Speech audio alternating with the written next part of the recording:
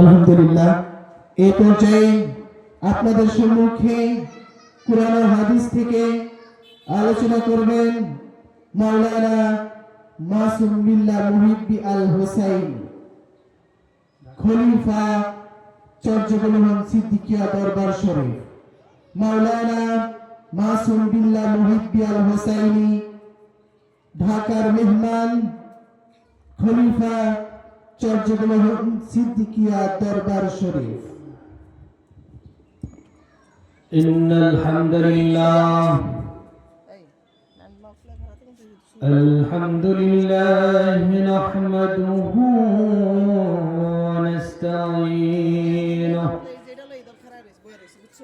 ওয়া নাস্তাহদিহি ওয়া নাতাওয়াক্কালু আলাইহি ونعوذ بالله من شرور أنفسنا من يهده الله فلا مضل له ومن يضلله فلا هادي له فهو المهتد ومن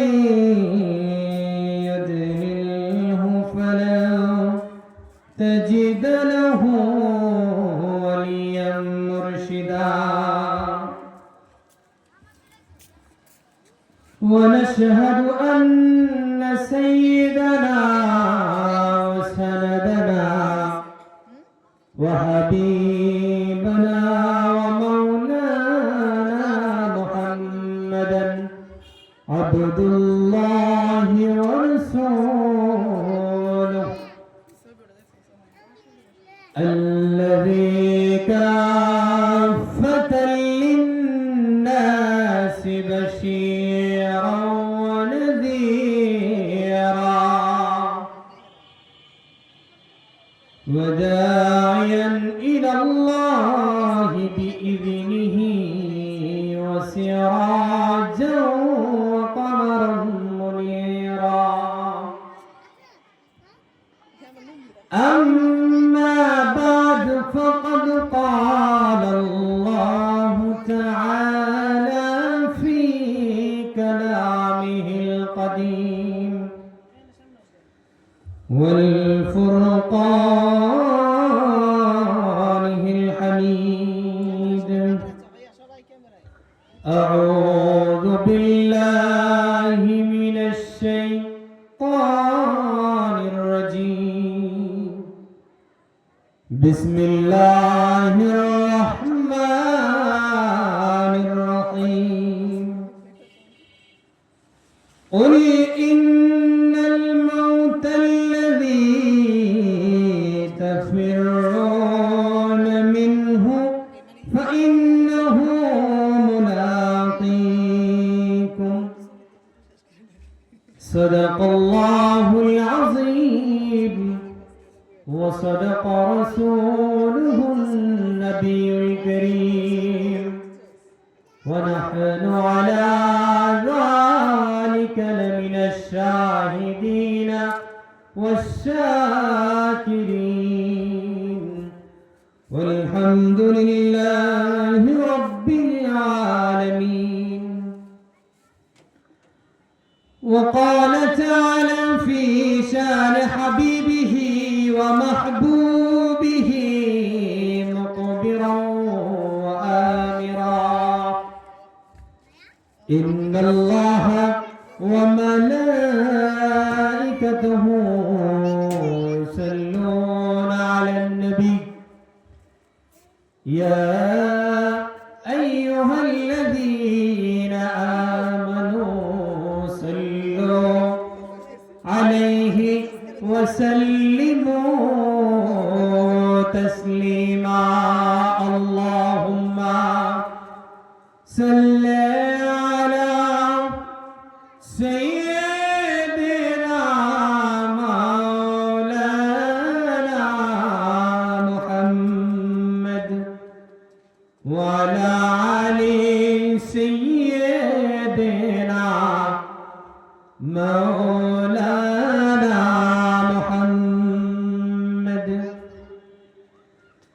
কবে জানি ডাক পড়ে যায় এইবারে ঘর সারিতে, কবে জানি ডাক পড়ে যায় এইবারে ঘর সারিতে, আপন পোশাক খুলে খুলে সাদা কাফন পরিতে। আল্লাহুম্মা সাল্লি আলা সাইয়্যিদিনা মাওলানা মুহাম্মদ ওয়া আলা আলি সাইয়্যিদিনা مولانا محمد بلغ العلا بكماله كشف الدجى بجماله حسنت جميع خصاله صلوا عليه وآله اللهم صل وسلم وبارك عليه। ঐতিহ্যবাহী সিদ্দিকিয়া দরবার শরীফের মাহফিলকে কেন্দ্র করে ছুটে আসা রহমাতুল লিল আলামিনের কলিজার টুকরা হযরত উলামায়ে কেরাম,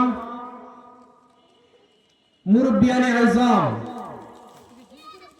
পর্দার আড়ালে আমার সম্মানিত মা ও বোনেরা, বিভিন্ন পরিবেশ থেকে যারা শ্রবণরতে আছেন, সকলকে আমার ইসলামী সম্ভাষণ আসসালামু আলাইকুম ওয়া রাহমাতুল্লাহি তাআলা ওয়া বারাকাতুহু। মুআজ্জাজ মুহতারাম ওয়াজিবুল ইহতারাম, প্যারে হাজিরিন, সর্বপ্রথম শুকরিয়া জ্ঞাপন করছি মহান রব্বুল আলামিনের নিকট, যিনি আমাদেরকে শত ব্যস্ততার মধ্যেও মুবারক মুতাবারক আযীমুশ শান মাহফিল প্যান্ডেলে আসার এবং বসার তৌফিক এনায়েত করেছেন। কালেমাতুশ শুকর আদায় করি আলহামদুলিল্লাহ। আরো জোরে বলি আলহামদুলিল্লাহ। লক্ষ কোটি দরুদ সালাম কুল কায়নাতের নবী শামসুদ দুহা বদরুদ দুজা নূরুন আলা নূর নূরে মুজাসসাম হুজুর আকরাম রাসূলুল্লাহ সাল্লাল্লাহু আলাইহি ওয়াসাল্লামের উপর, যিনি সৃষ্টি না হলে এই কুল কায়নাতের কোনো কিছু সৃষ্টি হতো না, যার অনুগ্রহে যার দয়ায় আমরা সৃষ্টি হয়েছি। আল্লাহ পাক রব্বুল আলামিন বলেন, ওয়া মা আরসালনাকা ইল্লা রাহমাতাল লিল আলামিন। হাবিব, আপনি আপনার উম্মতদেরকে জানায় দেন আমি জগৎ সমূহের রব্বুল আলামিন, আর আপনি হচ্ছেন এই জগৎ সমূহের রাহমাতাল লিল আলামিন। 1 লক্ষ মতান্তরে 2,24,000 পয়গম্বর আমার নবীজির উম্মত হওয়ার জন্য আল্লাহ রাব্বুল আলামিনের কাছে ফরিয়াদ করেছিলেন। আদম আলাইহিস সালাম থেকে ঈসা রুহুল্লাহ পর্যন্ত আল্লাহর কাছে বলেছেন, মালিক,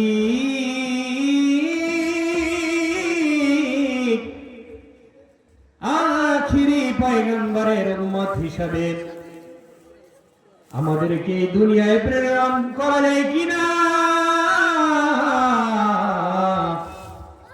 আল্লাহ রাব্বুল আলামিন সকল নবীদেরকে জানায় দিলেন, ও মুসা, ও নূহ, ও ঈসা রুহুল্লাহ, যারা তোমরা যত চেষ্টা করেছো তোমরা তো মুহাম্মাদুর রাসূলুল্লাহ সাল্লাল্লাহু আলাইহি ওয়াসাল্লামের আগে এই দুনিয়ায় চলে এসেছো। ও মুসা কালিমুল্লাহ, এটা সম্ভব নয়।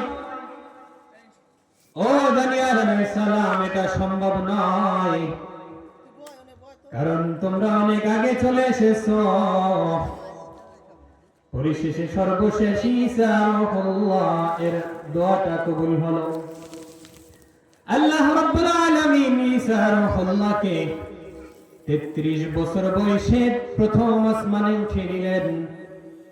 আল্লাহ রাব্বুল আলামিন আবার যখন এই পৃথিবীতে প্রেরণ করবেন, তখন ঈসা রূহুল্লাহের 33 বছর বয়স হবে। বলেন না মারহাবা, আরো জোরে বলেন না মারহাবা। সকল নবীর ভিতরে ঈসা রূহুল্লাহর দোয়া কবুল হইল, আর আমরা বিনা দোয়ায় বিনা দরখাস্তে রাহমাতাল লিল আলামিনের উম্মত হিসাবে আমরা এই দুনিয়ায় এসেছি। আমরা সৌভাগ্যবান কিনা বলেন?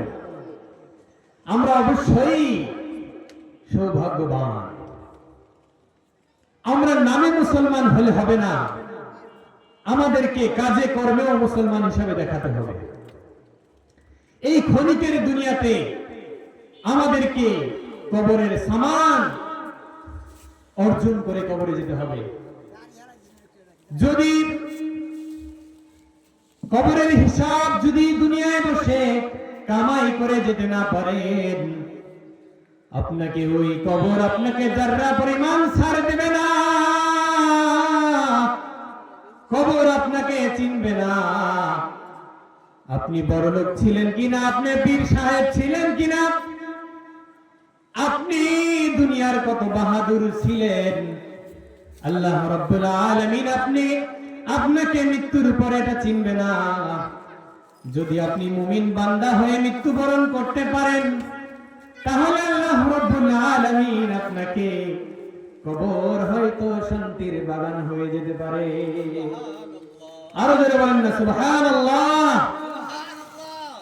যদি যারা পরিমাণ গুনাহ নিয়ে ওই কবরের ভিতরে শায়িত হন, তাহলে কবরের মাটি এই পাশ থেকে ওই পাশে এমন জোরে চাপ দিবে না, এক পাশের হাড় ভেঙে অপর পাশে চলে যাবে। তাই বলতে চাই, দুনিয়ায় বেশি বেশি আমল করে যান, আমলের বিকল্প কিছু নাই। কাল কিয়ামতের ময়দানে আমি আল্লাহ রাব্বুল আলামিনের যদি খাঁটি বান্দা হতে পারি, আর ওই মিজানের পাল্লায় যদি আমি আল্লাহ রাব্বুল আলামিন দেখি, ও বান্দা, তোমার নেকি এবং তোমার পুণ্য পাপ এবং পুণ্যের পাল্লাটা যদি মিজানের পাল্লা সমান হয়ে যায়, তাহলে আমি আল্লাহ রাব্বুল আলামিন মুহাম্মাদুর রাসূলুল্লাহ সাল্লাল্লাহু আলাইহি ওয়াসাল্লামের ওসিলায় তোমাকে আমি maaf করে দিব। বলেন না সুবহানাল্লাহ।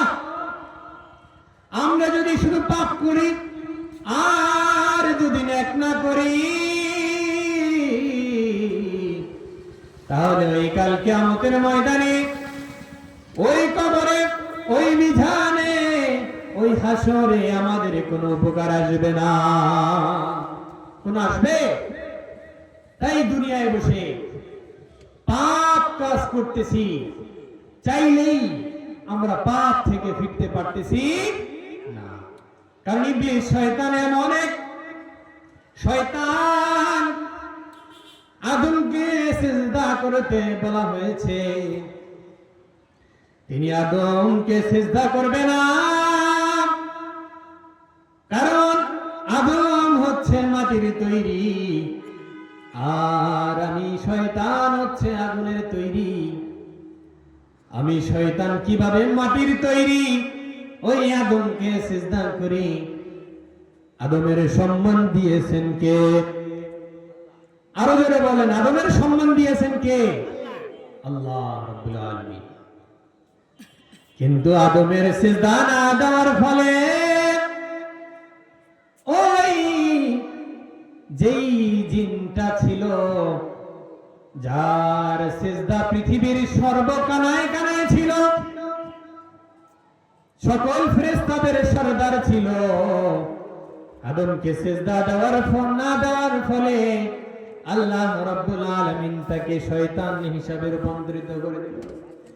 শয়তান বলল, মালিক,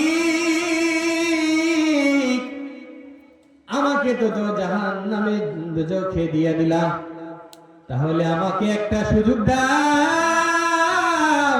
আমি তোমার কাছে একটা জিনিস চাই। তুমি যেই আদমকে সৃষ্টি করেছো আর আমাকে জাহান্নাম দিয়েছো, যে আদমকে সিজদা করি নাই বলে আমাকে আজকে জাহান্নামী করে দিলা, তাহলে কিয়ামত পর্যন্ত আমাকে হায়াত দিয়ে দাও। আল্লাহ রাব্বুল আলামিন বলে, যাও, তোমার এই ইচ্ছাটা আমি পূরণ করলাম। আদমকে সিজদা না দেওয়ার ফলে সে শয়তানে রূপান্তরিত হলো, আল্লাহর কাছে চাইলো, কিয়ামত পর্যন্ত হায়াত দিয়ে দিল। এরপরে বলল, আল্লাহ একটা জিনিস চাই, আদম সন্তানের রক্তের ভিতরে, শিরার ভিতরে যেন আমি, মস্তিষ্কের ভিতরে, কলবের ভিতরে আমি ঢুইকা যেন আমি ওয়াসওয়াসা দিতে পারি, আমি ওয়াসওয়াসা দিয়া তাকে যেন আমি জাহান্নামে নিয়ে যেতে পারি। বলেন না নাউযুবিল্লাহ।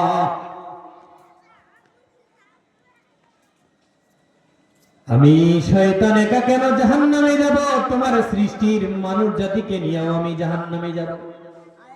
তখন আল্লাহ বললেন, যা দিয়া দিলাম, তবে ওই ইবলিস শুনে নাও, আমি আল্লাহ রাব্বুল আলামিন বলে দেই, আমার বান্দা যদি 60 বছরে 70 বছরে অনেক পাপ কাজ করে, পাপ কাজ করার পরে আমি আল্লাহ রাব্বুল আলামিনের দরবারে যদি দুখানা হাত তুলে দিয়া বলে, ও মালিক, প্যারা হাবিব সাল্লাল্লাহু আলাইহি ওয়াসাল্লামের উসিলায়, ও আল্লাহ, শয়তানের ধোঁকায় পড়ে অনেক গুনাহ করেছি, তুমি আমাকে মাফ করে দাও। তবে শয়তান ইবলিস তুমি শুনে নাও, যদি তোমার ধোঁকায় পড়ে আমার বান্দা যদি পাপ কাজ করে, অনেক বেশি গুনাহ করে, শিরক করে, কুফরি করে, আর বান্দার হক মাইরা যদি খায়, তবে শোনো, আমার কাছে যদি হাত তুলে মোনাজাত দিয়া 2 ফোঁটা চোখের পানি ফালাইতে পারে, আমি আল্লাহ রাব্বুল আলামিন বললাম তাকে মাফ করে দিব। বলেন না সুবহানাল্লাহ। বান্দা যতই পাপ কাজ করুক না কেন, বান্দা যতই গুনাহ করুক না কেন, আল্লাহর দয়ার কাছে কিছু না। আল্লাহ রাব্বুল আলামিন তার প্যারা হাবিব মুহাম্মাদুর রাসূলুল্লাহ সাল্লাল্লাহু আলাইহি ওয়াসাল্লামের মাধ্যমে জানায় দেয়, ও হাবিব, আপনার উম্মত যদি এই দুনিয়ায় বসে পাহাড় পরিমাণ গুনাহ করে আর সমুদ্রের ফেনা পর্যন্ত, সমুদ্রের পানির মতো যদি গুনাহ করে, আমি আল্লাহর দয়ার কাছে তার গুনাহ কিছু না। তাই যারা দূরে দূরে বসে দাঁড়িয়ে মাহফিল শুনতেছেন, তারা অতি দ্রুতই মাহফিলের প্যান্ডেলে চলে আসেন। এটা একটা মাহফিল হচ্ছে জান্নাতের বাগান। জান্নাতের বাগানের ভিতরে যারা থাকবেন তারাই নিয়ামতটা পাবেন, আর জান্নাতের বাগানের বাহিরে যারা থাকবেন এই নিয়ামতটা পাবেন না। তাই তাড়াতাড়ি করে মাহফিলের প্যান্ডেলে চলে আসুন। প্যারা হাবিব সাল্লাল্লাহু আলাইহি ওয়াসাল্লাম বললেন, ও মালিক, আমার একজন আদনা উম্মত, আমার একজন বান্দাও যেন দোজখে না যায়, তাহলে আমি নবী সহ্য করতে পারবো না।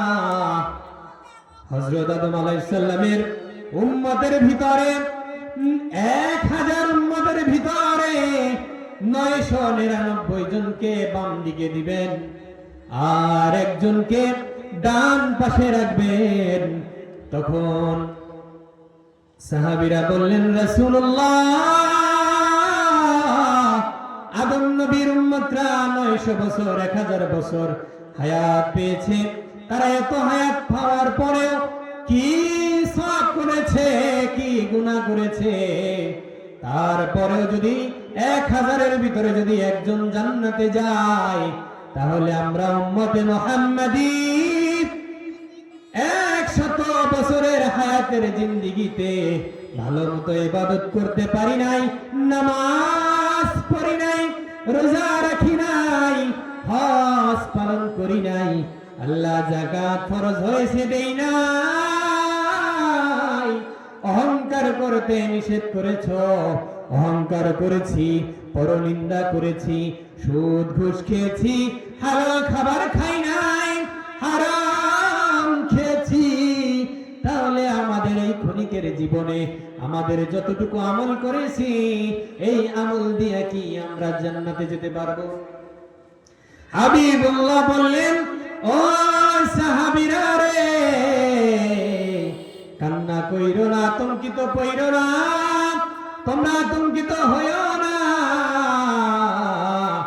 আমি মুহাম্মাদুর রাসূলুল্লাহর আগে একজন নবীও জান্নাতে যাইতে পারবে না, আর আমি মুহাম্মাদুর রাসূলুল্লাহ, আমি আমার একজন উম্মতকে রেখেও আমি জান্নাতে যাব না। বলেন না সুবহানাল্লাহ, আরো জোরে বলেন না সুবহানাল্লাহ।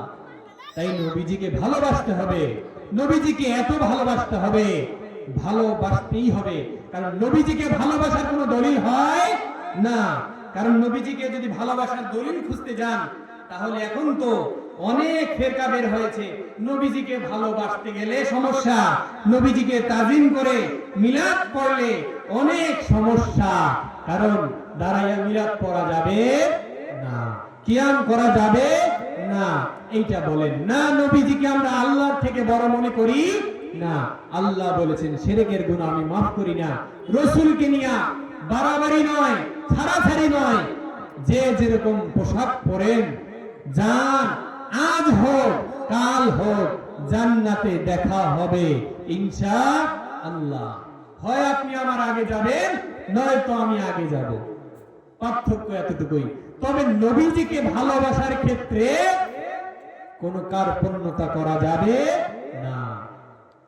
রাসূলুল্লাহ সাল্লাল্লাহু আলাইহি ওয়াসাল্লামকে আল্লাহ রাব্বুল আলামিন তার ফেরেশতারা সব সময় তার প্রতি দরুদ পড়ে, তাহলে আপনি আর আমি কে? আমি আর আপনি কে বলেন? ফেরেশতারা এমন একটা সৃষ্টি, তাদের ভিতরে আল্লাহ রাব্বুল আলামিন কোনো ইচ্ছা শক্তি দেন নাই। নবীজি যখন মিরাজে গেছেন, তখন ভাই জিব্রাইলকে বলেন, ও ভাই জিব্রাইল, এই যে ইসরাফিল সিংহায়, এই যে ইসরাফিল আলাইহিস সালাম সিংহাটা মুখের কাছে নিয়ে দাঁড়িয়ে আছেন, আর কয়েকজনকে আমি দেখলাম দাঁড়ায়া ইবাদত করতেছে, আর সে আজিম কাঁধে নিয়ে দাঁড়ায় আছে, তাদের কি আর কোনো কাজ নাই? আমার নবী কি জানেন কি জানেন না? আমার নবী সকল কিছু আল্লাহ যতটুকু জানান ততটুকুই জানেন।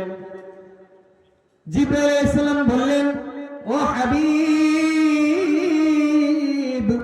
আল্লাহ রাব্বুল আলামিন যে ফেরেশতাদেরকে তৈরি করেছেন, মানুষকে বলেছেন যে মানুষ এবং জিন সৃষ্টি করেছি ইবাদতের জন্য, মানুষ যেন আল্লাহর কাছে প্রশ্নবিদ্ধ না করতে পারে, আল্লাহ কেন আমাদেরকে এবং জিন জাতিকে ইবাদত করার জন্য সৃষ্টি করেছো।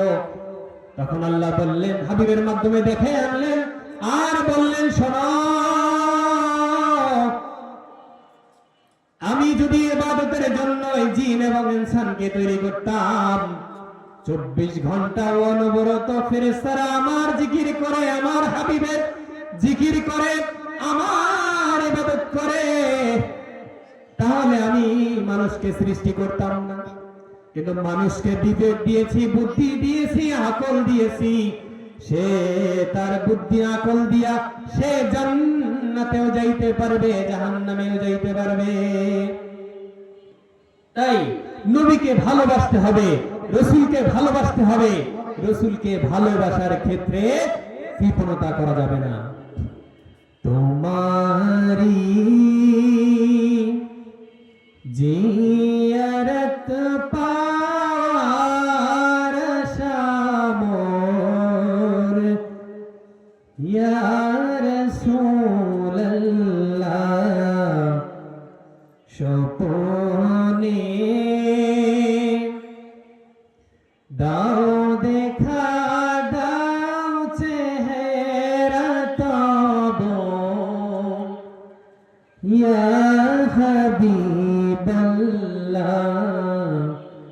তোমারি জিয়ারত পাওয়ার আশামোর ইয়া রাসূলুল্লাহ, স্বপনে দাও দেখা, দাও চেহারা তোমার ইয়া হাবিবাল্লাহ। হাসরে সব নবীর উম্মত কাঁদিবে, নিজের লাগি হাসরে সব নবীর উম্মত কাঁদিবে, নিজের লাগি তুমি যে কাঁদবে সে ঠায় উম্মতি গো ইয়া রাসূলুল্লাহ, তোমারি জিয়ারত পাওয়ার আশামোর ইয়া রাসূলুল্লাহ, স্বপনে দাও দেখা, দাও চেহারা তোমার ইয়া হাবিবাল্লাহ, স্বপনে দাও দেখা, দাও চেহারা তব ইয়া রাসূলুল্লাহ সাল্লাল্লাহু আলাইহি ওয়াসাল্লাম। রসুলের নাম শুনলে দরুদ পড়া হচ্ছে ওয়াজিব। কয়েকটা আমলের কথা বলে যাই। আমাদেরকে বেশি বেশি আমল করতে হবে। দৈনিক চেষ্টা করবেন 100 বার সূরা ইখলাস পাঠ করা, 300 বার জিকির করা, 100 বার রসুলের প্রতি ইশার নামাজের পরে দরুদ পাঠ করা। আর কুলু মিনাত তাইয়্যিবাত, ইবাদতের 10 ভাগের 1 ভাগ হচ্ছে ইবাদত, 9 ভাগ হচ্ছে হালাল খাবার। হালাল খাবার না খেলে আমাদের ইবাদত কবুল হয় না।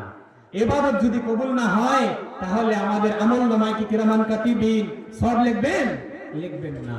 তাই আমাদের উচিত অন্তত পক্ষে মিজানের পাল্লাটা সমান সমান করা। তাই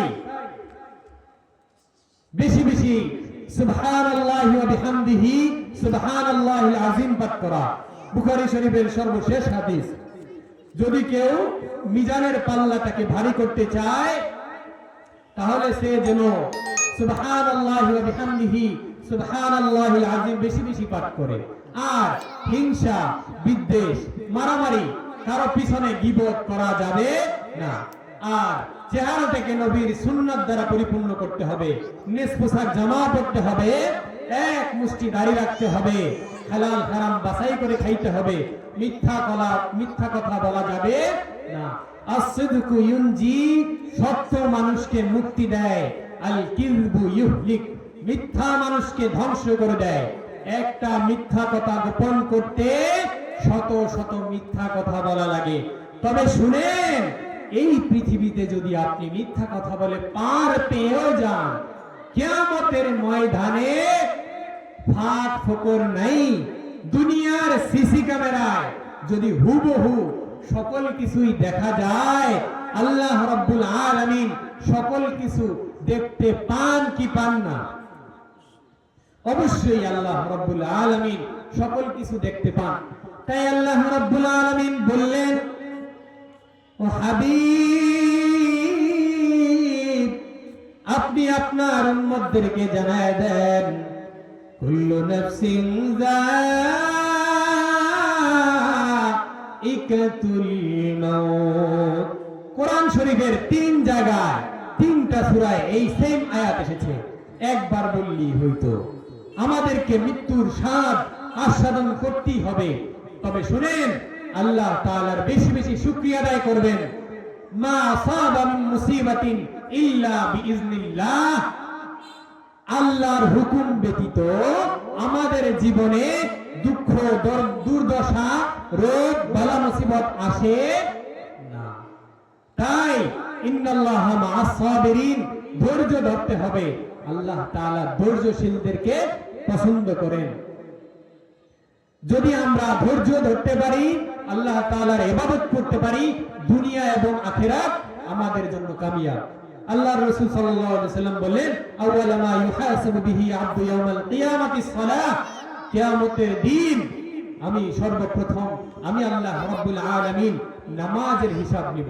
সর্বপ্রথম আমি নামাজের হিসাব নিব। আমি বলে যাই, শুনেন, 5 ওয়াক্ত নামাজ পড়েন, 5 ওয়াক্ত নামাজ পড়েন, 5 ওয়াক্ত নামাজ পড়েন।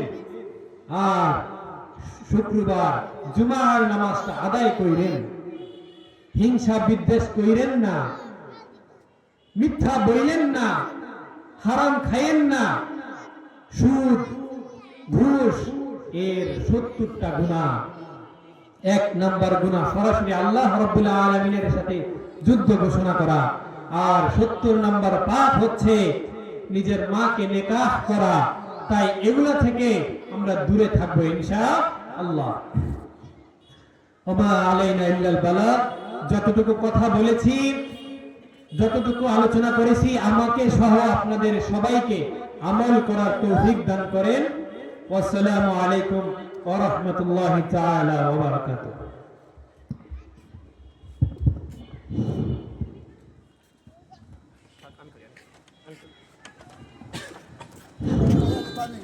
আলহামদুলিল্লাহ, অনেক সুন্দর আলোচনা শুনলাম। আমাদের জীবনে যদি আমরা এই আলোচনাটুকুই আমল করতে পারি, অবশ্যই আল্লাহ আমাদেরকে জান্নাত নসিব করবেন। সম্মানিত হাজরিন, আপনারা যারা এখনো এদিক সেদিক ঘোরাফেরা করছেন এবং যারা এখনো বাড়িতে বসে আছেন, সকলকে আমি বিনয়ের সাথে অনুরোধ করছি এখানে এসে মাগরিবের নামাজ আদায়ের জন্য।